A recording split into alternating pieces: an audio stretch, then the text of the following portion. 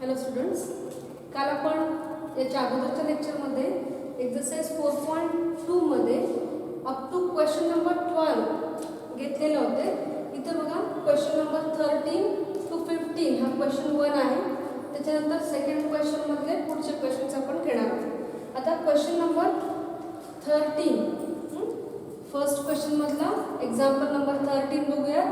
13th example मध्ये integral दिलाय 0 to pi by 2 x sin x dx. इथं आपण लिएट रूल वापरतोय. बघा लिएट रूल LIATE लिएट रूल नुसार u into v product rule वापरतो आपण. हा अल्जेब्रिक फॉर्म आहे आणि हा ट्रिग्नोमेट्रिक फॉर्म आहे. Algebraic form is u and trigonometric form is v. Since integration u into v dx is equal to formula आपल्याकडे आहे u into integration v dx minus integration of du by dx into integration v dx into dx. हा formula आपण इथं use करणार आहोत. त्याच्यामध्ये u is equal to u is equal to काय घेता येईल x, v is equal to sin x. Okay, मग इंटिग्रल काय मिळेल x integration of sin x dx is from 0 to pi by 2 minus integration dy dx of x into integration sin x dx into dx. Integration is from 0 to pi by 2. Okay, is from 0 to pi by 2. आता integration of sin x काय येतो minus cos x. So minus cos x. Limit पूर्ण या variable साठी आहे, x साठी सुद्धा आहे आणि sin x च्या इंटिग्रेशन साठी सुद्धा हा लिमिट अप्लाय करायचा. x बाजूला आहे म्हणजे तो मल्टिप्लिकेंट आहे. पूर्ण व्हॅल्यूला आपण लिमिट द्यायची. तर मायनस साइन बाहेर घेतला तरी चालेल. मायनस बाहेर घेतला 0 टू पाय बाय 2. ठीक आहे, मायनस डेरिव्हेटिव्ह ऑफ x किती येतो 1. Integration 0 to pi by 2. Derivative of x is 1. Integration of sine is minus cos x dx. आता हा जो मायनस मायनस आहे तो काय होईल प्लस होईल. तर बघा मायनस इथे लिमिट अप्लाय करता येईल. Upper limit minus lower limit. Upper limit is पाय बाय 2. सो पाय बाय 2 cos पाय by 2 minus 0 cos 0 minus minus of minus काय मिळेल plus integration of cos. Integration of cos is sin sin x from 0 to pi by 2. Okay, तर बघा integral काय मिळेल integral r is minus of पाय by 2 cos 90 degree. cos 90 किती आहे 0. आपल्याला माहिती आहे cos 0 किती आहे 1. इथे आपण मेन्शन करू. Since cos pi by 2 cos 90 is 0, cos 0 is 1. cos 0 ला मल्टिप्लिकेंट काय आहे 0 आहे, त्याच्यामुळे हा 0 होतो. इथे पाय बाय 2 इंटू 0. पाय बाय 2 इंटू 0. इंटिग्रल काय मिळेल बघा मायनस ऑफ पाय by 2 into 0 minus 0 into 1 plus इथे लिमिट अप्लाय करूया. Upper limit minus lower limit. तर काय sign pi by 2 minus sign 0. हा टर्म पूर्ण काय होईल 0 plus sine pi by 2 sine 90 किती आहे 1. Sine 0 is 0. So 1 minus 0. So integral I is 1. Final answer किती मिळेल 1 मिळेल.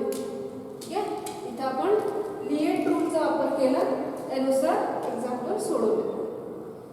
आता आपण सेकंड एक्झाम्पल इथं 14 आणि 15 दोन्ही एक्झाम्पल मध्ये u into v फॉर्मच यूज करायचा आणि लिएट रूलनुसार u आणि v डिफाइन करायचं. तर 14th एक्झाम्पल बघूया. 14th example integration is from 0 to 1 x tan inverse x dx. इथं u आणि v काय घ्यायचा u काय घ्यायचा बघा x into tan inverse x आहे. इनवर्स फंक्शन लॉगॅरिथमिक नंतर हा इनवर्स फंक्शन जो आहे तो आपण u घ्यायचा आहे. ठीक आहे. Inverse function is u and algebraic function is v. So u is equal to tan inverse x and v is equal to x. अशा पद्धतीने आपण u आणि v डिफाइन केलेला आहे. आता आपण लिएट रूलनुसार u into v हा प्रोडक्ट फॉर्म घेणार आहोत. बघा इंटिग्रल काय मिळेल u that is tan inverse x integration of x dx from 0 to 1 minus integration d by dx of tan inverse x integration x dx into dx. बघा इथं 0 to 1 हा limit आहे. x चा इंटिग्रेशन काय येतो x square upon 2. So x square upon 2 tan inverse x from 0 to 1 minus derivative of tan inverse x 1 upon 1 plus x square. Derivative काय 1 upon 1 plus x square. This is from 0 to 1. Integration of x is x square upon 2 dx. Okay. तर आता इथं first इथं limit apply करता येईल. First term मध्ये upper limit is 1 and lower limit is 0. 1/2 बाजूला ठेवायचे. अपर लिमिट 1 आहे 1 into tan inverse 1. Lower limit is 0. त्याच्यामुळे हा x square into tan inverse 0 आहे. tan inverse 0 is 0 and x square असल्यामुळे हा 0 असेल मायनस इंटिग्रेशन. इथे न्यूमरेटर मध्ये x स्क्वेअर आहे बघा. x स्क्वेअर आहे की नाही. पण पॉवर न्यूमरेटर डिनॉमिनेटरच्या पॉलिनॉमियलचा पॉवर सेम आहे. त्याच्यामुळे आपण काय करतो डिनॉमिनेटर न्यूमरेटरला ॲडजस्ट करतो. इथं 1/2 बाजूला घेतला 1/2 इंटिग्रेशन ऑफ x स्क्वेअर. इथं डिनॉमिनेटर ॲडजस्ट करायचं x square plus 1 and minus 1 x square plus 1 dx. आता इथं छेद सेपरेट केला तर काय मिळेल 1/2 tan इनवर्स 1 किती आहे पाय बाय 4. माहिती आहे आपल्याला tan inverse 1 pi by 4. tan 45 is 1. So tan inverse 1 is pi by 4 minus 1/2 integration. Denominator separate करूया. x square plus 1 upon x square plus 1 minus 1 upon x square plus 1 dx from 0 to 1. इथे काय मिळेल 2 into 4 pi by 8 minus 1/2. इथे cancellation होईल. Integration from 0 to 1 x dx minus integration from 0 to 1 upon x square plus 1 dx which is equal to pi by 8 minus 1/2. Integration of x is x square by 2. Okay, from 0 to 1 minus इथं 1 upon x square plus 1 integration काय येतो tan inverse x. हा integration कशाचा आहे tan inverse x आहे. दिस is from 0 to 1. हा 1/2 distribute करून घ्यायचा आणि लिमिट अप्लाय करायचं. तर काय मिळेल pi by 8 minus 1/2 into 2 4. Upper limit minus lower limit 1 minus 0 minus minus of minus काय मिळेल प्लस 1/2. लिमिट अप्लाय करायचा tan inverse 1 minus tan inverse 0. This is equal to pi by 8 minus 1/4 plus 1/2. Tan inverse 1 is pi by 4. Tan inverse 0 is 0. म्हणजेच काय मिळेल बघा. इथं बघा इथं कॅन्सलेशन झालं की नाही. इंटिग्रेशन ऑफ 1 काढायचं. इंटिग्रेशन ऑफ 1 काय येतो x येतो. इथं कॅन्सलेशन झाला. इथं 1 शिल्लक राहिला. आपण x लिहिला होता तो करेक्ट करा. इथं 1 आहे. इंटिग्रेशन ऑफ 1 किती येतो x येतो.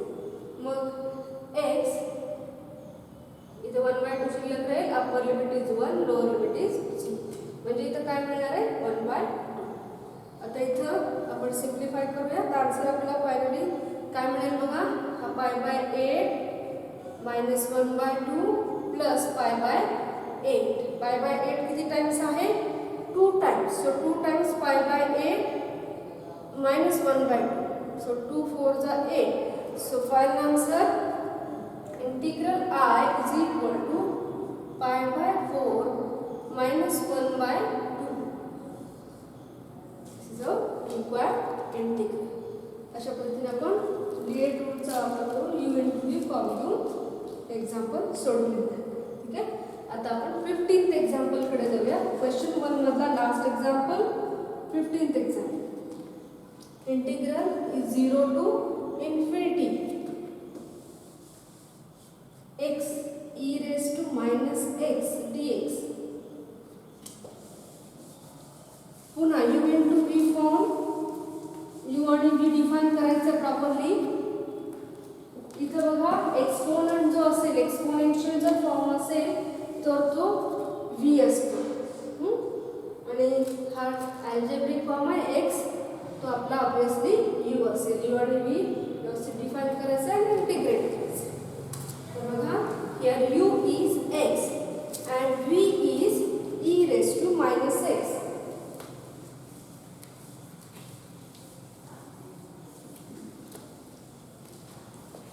u is equal to x, v is equal to e raised to minus x.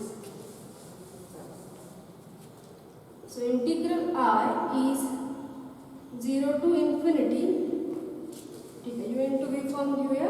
u is x integration 0 to infinity e raised to minus x dx minus integration d by dx of x integration e raised to minus x dx into dx. This is from 0 to infinity.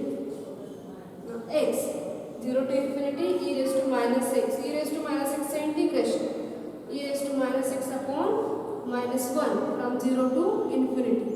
याच्यामध्ये हा x सुद्धा येणार limit minus derivative of x is 1. So 0 to infinity e raised to minus x integration e raised to minus x upon minus 1 dx is equal to minus of x e raised to minus x from 0 to infinity minus of minus काय मिळेल plus 0 to infinity e raised to minus x dx.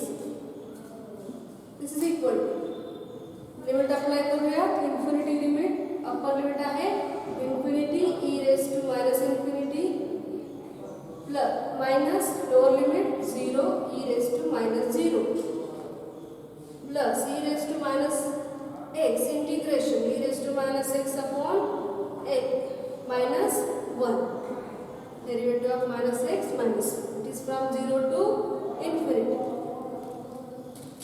काय मिळेल बघा minus of infinity e raised to minus x minus minus plus हा 0 आहे म्हणजे हा 0 plus इथं हा minus e raised to minus infinity and minus e raised to 0 minus. आता इथे जो e raised to minus infinity आला तर हे e raised to minus infinity हा जो टर्म आला तो काय बघा e raised to infinity 1 upon e raised to infinity 1 upon e raised to infinity म्हणजेच 1 upon infinity म्हणजेच काय 0 1 by infinity is 0. मग इथे e raised to minus infinity आहे इथे आपण व्हॅल्यू काय घेणार आहोत 0 घेणार आहोत. म्हणजे इथे जो infinity into e raised to minus infinity आला इन्फिनिटी इंटू काय 0 येईल म्हणजे 0 multiply by any number is 0 त्याच्यामुळे हा टर्म 0. पुन्हा इथे 0 इथे e raised to minus 0 म्हणजे e raised to 0 e raised to 0 किती आहे 1 आहे म्हणजे काय मिळेल बघा हा 0 होईल मायनस 0 minus 1 इथे लिहिता येईल e raised to 0 is 1. So minus of minus plus 1 is your required answer. Okay? अशा पद्धतीने x e raise to minus x sine टीला आपण सोडवलाय. आता सेकंड क्वेश्चन कडे आपण जाणार आहोत. सेकंड क्वेश्चन मधले सगळे एक्झाम्पल सबस्टिट्यूशन मेथडचे आहेत, लक्षात घ्या. क्वेश्चन नंबर 2 आपण बघूया. सेकंड क्वेश्चन सगळे इथं एक्झाम्पल जे आहे सबस्टिट्यूशन ही सोडवायचे. Question number 2. क्वेश्चन 2 मध्ये फर्स्ट एक्झाम्पल इंटिग्रल आहे sin inverse x upon 1 minus x square raised to 3/2 dx. बघा इथं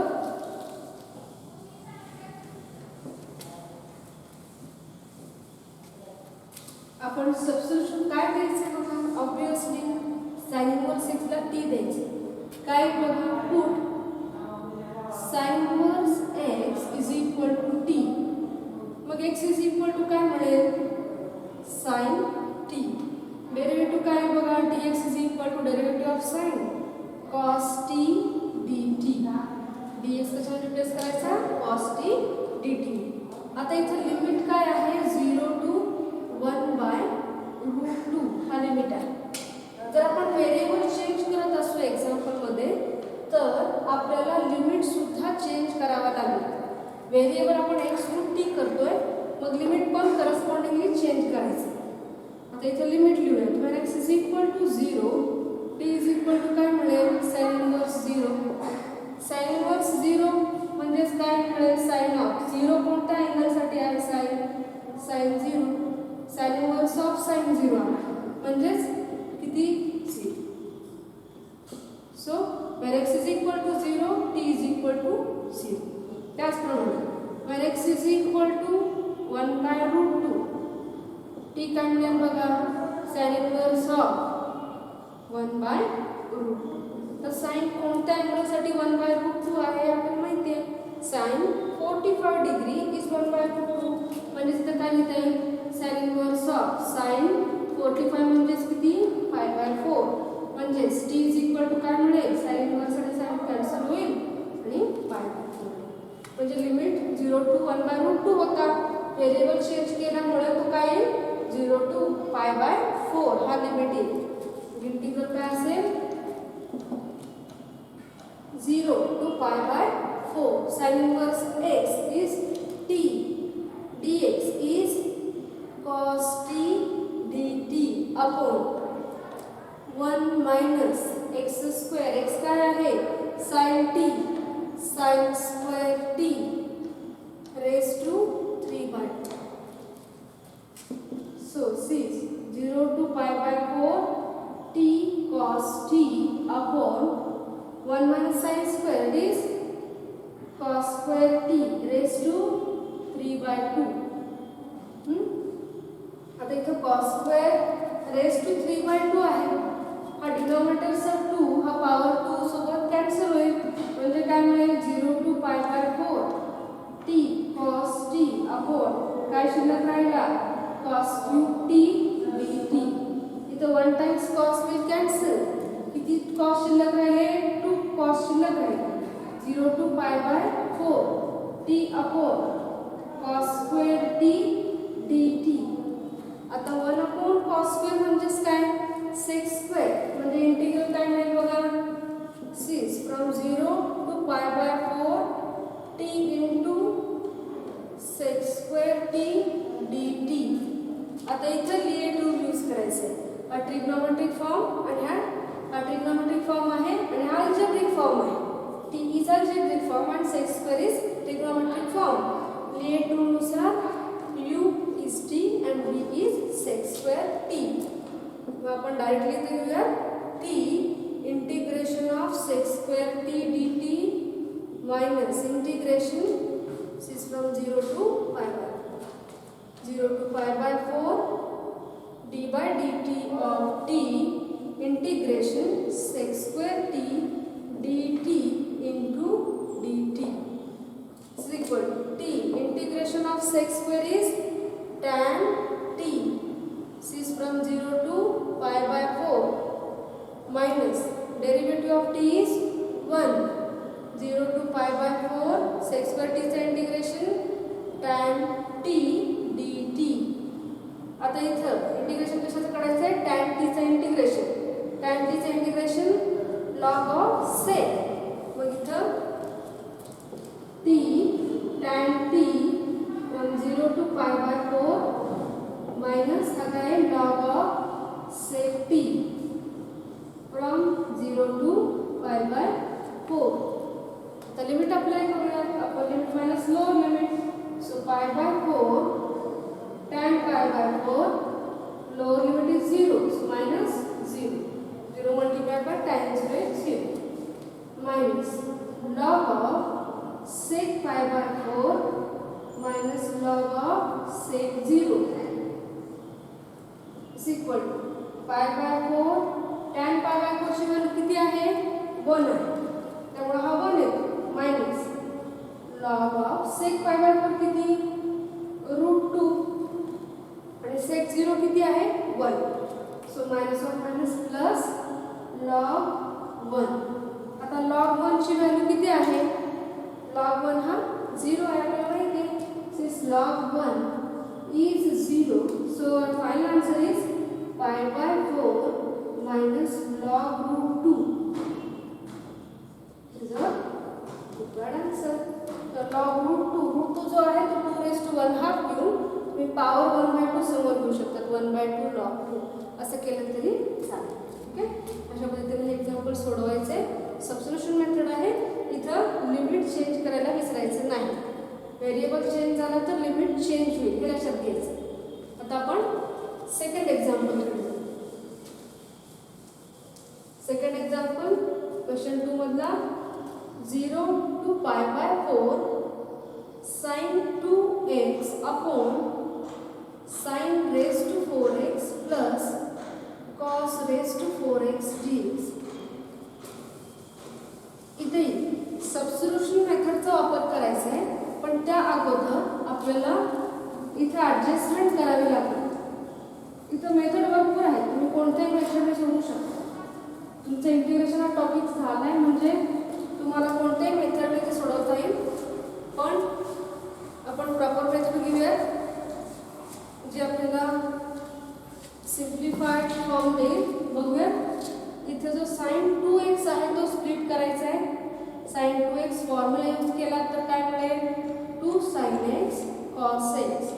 denominator sin raised to 4x plus cos raised to 4x dx. बघा इथे जर आपण डिनॉमिनेटर आणि न्यूमरेटरला जर cos raised to 4x ने डिवाइड कराल तर काय मिळेल ते आपण मेन्शन करूया. Dividing numerator and denominator by cos raised to 4x. So we'll get 0 to pi by 2 sin x cos x upon cos raised to 4x divided by sin raised to 4x upon cos raised to 4x plus cos raised to 4x upon cos raised to 4x. cos raised to 4x ने divide केले. इथं 1 times cos cancels, 3 times remains the denominator. आता इथे integral काय मिळेल बघा 0 to pi by 2 sin x. आता जो 3 times cos शिल्लक राहिला तो आपण अशा पद्धतीने स्प्लिट करूया. 1 times cos या साइनला द्यायचं आहे आणि 2 times शिल्लक सेपरेट केलं. Denominator sin upon cos is tan raised to 4x plus cos cancels dx. आता इथे बघा sin upon cos tan येतो आणि 1 upon cos sec येतो. तो इंटिग्रल काय मिळेल? Integral I is from 0 to pi by 2 is 2 tan x into sec square x upon tan raised to 4x plus 1 tan raised to 4x plus 1 dx. आता हा जो tan raised to 4x आहे तो कशा पद्धतीने लिहिता येईल बघा 2 tan x sec square x upon tan square x bracket square plus 1 dx. Now we get the substitution. Put tan square x is equal to t. Put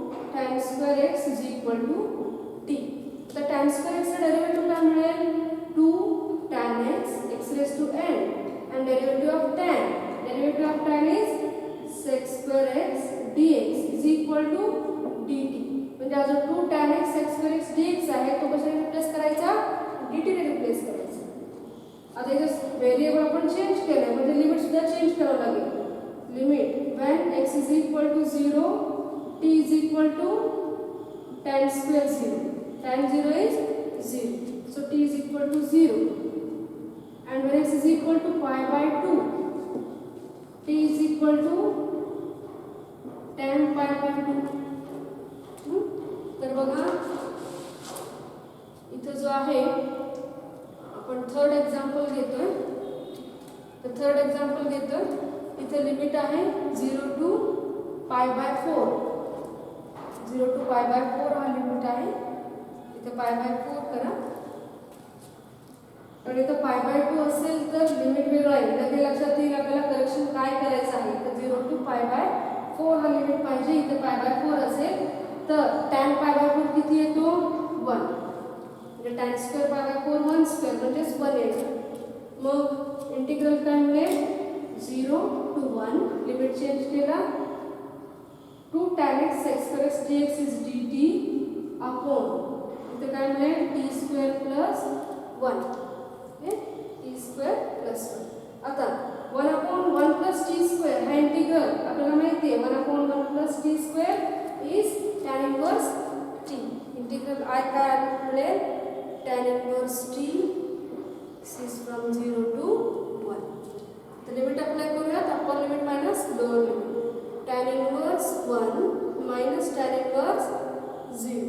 Now tan inverse 1 is pi by 4 minus tan inverse 0 is 0. So integral I is pi by 4. अशा पद्धतीने आपण third example पूर्ण केले. Second आपण घेऊयात आणि इथं थांबूया. सेकंड एक्झाम्पल आपलं राहिलेलं आहे तो आपण सेकंड एक्झाम्पल घेऊया. सेकंड एक्झाम्पल काय आहे 0 to pi by 4 sec square x upon 3 tan square x plus 4 tan x plus 1 dx.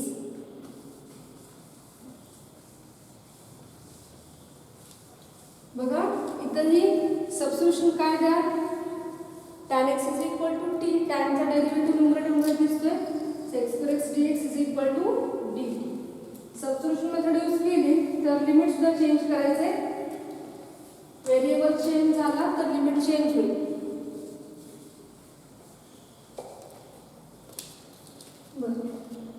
Put tan x by t. Okay, tan x derivative is sec square x dx equal to dt. Limit changes.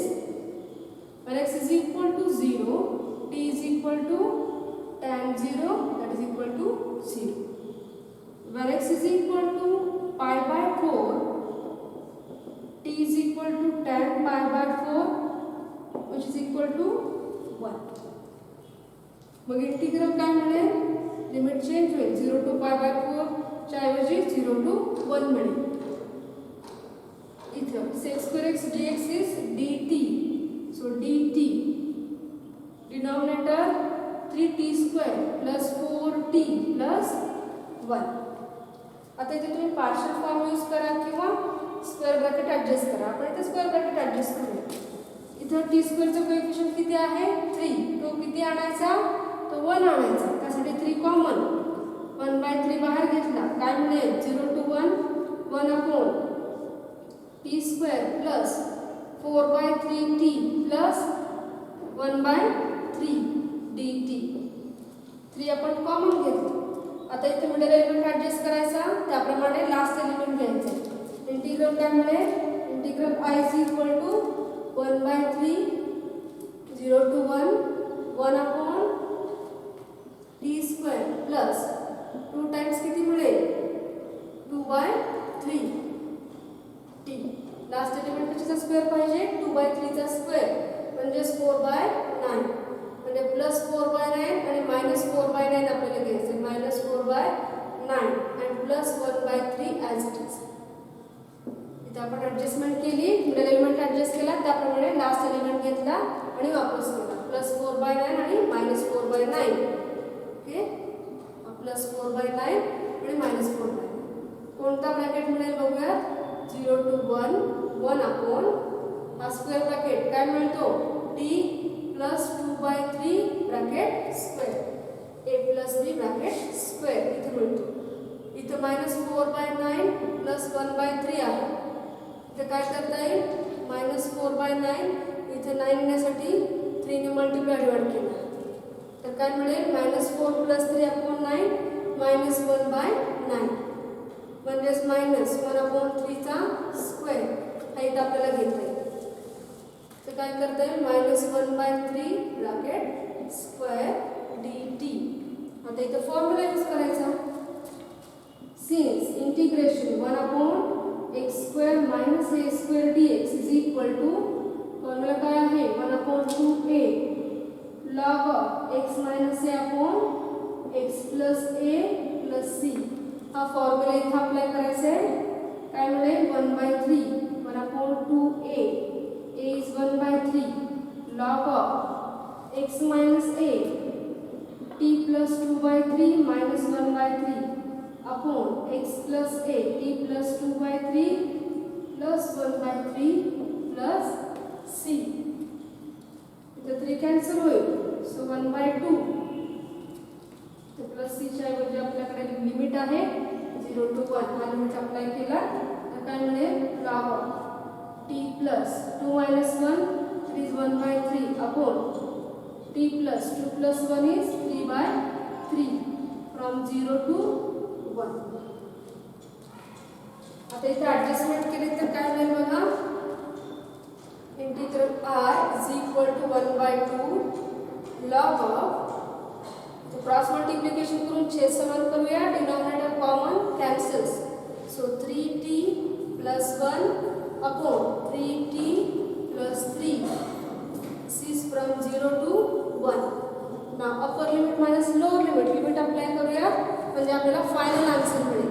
So 1/2 log of upper limit is 1 3 plus 1 upon 3 plus 3 minus lower limit is 0 म्हणजे 0 plus 1 upon 0 plus 3 which is equal to 1/2 log of 3 plus 1 is 4 upon 3 plus 3 6 minus log of 1/3. इथं भाग जाईल 2 जा 4 and 2 3 जा 6. तर दोन log मध्ये subtraction आहे. log a minus log b is log of a by b. So using the formula we will get the final answer 1/2 log of 2/3 divided by 1/3. So common 3 cancels and we will get the answer 1/2 log 2. This is our required integral. 1/2 log 2 किंवा तुम्ही log of root 2 घेऊ शकता कारण हा 1/2 power मध्ये जाईल म्हणजे log of 2 raised to 1 हा म्हणजेच काय मिळेल log root 2. That's our final answer. अशा पद्धतीने सबस्टिट्यूशन मेथडने हे एक्झाम्पल सोडवायचे. इथे आपण अप टू 3rd एक्झाम्पल सोडवलेलं आहे.